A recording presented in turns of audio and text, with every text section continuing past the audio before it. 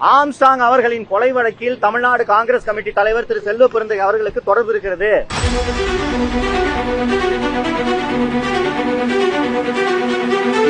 Selva Perunthagai Armstrong கொலை வழக்கில் இருந்து காப்பாற்றுவதற்காகத்தான் திருவேங்கடத்தை கமிஷனர் அருண் பொறுப்பேற்று 3 நாட்களில் என்கவுண்டர் செய்தார். இன்று காலை என் வீட்டில் நடந்த இந்த தாக்குதலின் பின்னணியில் செல்வ பெருந்தகையும் இருக்கிறார், சென்னை மாநகர காவல் ஆணையாளர் அருண் அவர்களும் இருக்கிறார்.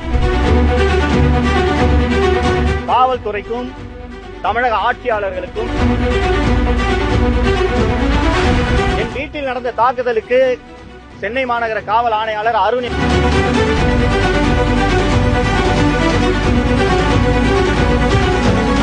ஆம்ஸ்ட்ராங் அவர்களின் கொலை வழக்கில் தமிழ்நாடு காங்கிரஸ் கமிட்டி தலைவர் திரு செல்வ பெருந்தகை அவர்களுக்கு தொடர்பு இருக்கிறது. அந்த ஆம்ஸ்ட்ராங் கொலையில் செல்வ பெருந்தகை அவர்களின் தொடர்பை நேரடியாக அறிந்தவர் அந்த வழக்கில் முக்கிய குற்றவாளியான திருவேங்கடம். திருவேங்கடம் எங்கே இந்த விஷயத்தை வெளியே சொல்லிவிடப் போகிறாரோ என்பதற்காக செல்வ பெருந்தகை ஆம்ஸ்ட்ராங் கொலை வழக்கில் இருந்து காப்பாற்றுவதற்காகத்தான் திருவேங்கடத்தை கமிஷனர் அருண் பொறுப்பேற்று 3 நாட்களில் என்கவுண்டர் செய்தார். இப்போதும் செல்வ பெருந்தகை காப்பாற்றுவதற்காகத்தான் என் மீது அந்த சுத்திகரிப்பு தொழிலாளிகளை அவதூறாக பேசினேன் என்று வழக்கு பதிவு செய்யப்பட்டது. இன்று காலை என் வீட்டில் நடந்த இந்த தாக்குதலின் பின்னணியில் செல்வ பெருந்தகையும் இருக்கிறார், சென்னை மாநகர காவல் ஆணையாளர் அருண் அவர்களும் இருக்கிறார். என் வீட்டில் நடந்த தாக்குதலுக்கு சென்னை மாநகர காவல் ஆணையாளர் அருண் எப்படி பொறுப்பாக முடியும் என்று நீங்கள் கேட்கலாம். நான் இந்த புதிய வீட்டுக்கு குடி போய் 3 மாதங்கள் தான் ஆகிறது. இந்த வீட்டின் முகவரியை நான் எந்த இடத்திலும் பதிவு செய்யவில்லை.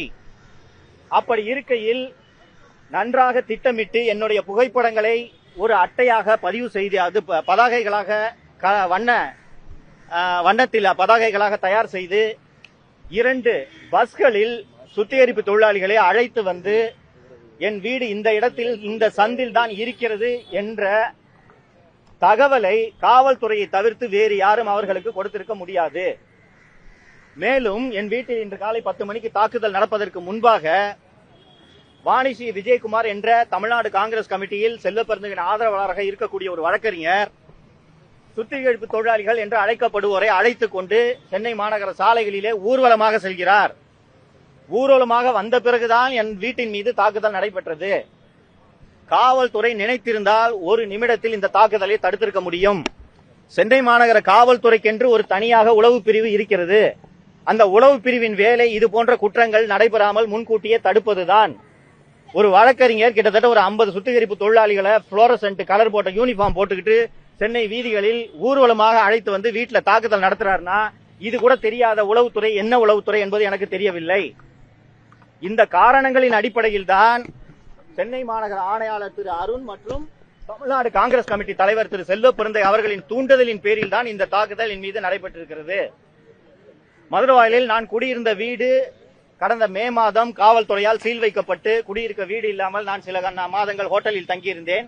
இப்போது 3 மாதங்களாகத்தான் கீழ்ப்பாக்கத்தில் இப்போது வாடகை வீட்டில் குடியிருந்து வருகிறேன். இப்போது இந்த தாக்குதல் நடந்ததன் காரணமாக வீட்டின் உரிமையாளர் என்னை வீட்டை உடனடியாக காலி செய்ய சொல்கிறார். டிநகரில் நான் நடத்தி வரும் சவுக்கு மீடியா அலுவலகத்தின் உரிமையாளர் மிரட்டப்பட்டு சென்னை காவல்துறையால் மிரட்டப்பட்டு அந்த அலுவலகத்தை உடனடியாக காலி செய்ய சொல்கிறார்கள். காவல்துறைக்கும் தமிழக ஆட்சியாளர்களுக்கும் இந்த சவுக்கு மீடியா நடைபெறக்கூடாது என்பது மட்டும்தான் நோக்கம். அந்த அடிப்படையில் தான் இந்த தாக்குதல் இறுதிக்கட்ட தாக்குதலாக நடந்திருப்பதாக நான் கருதுகிறேன்.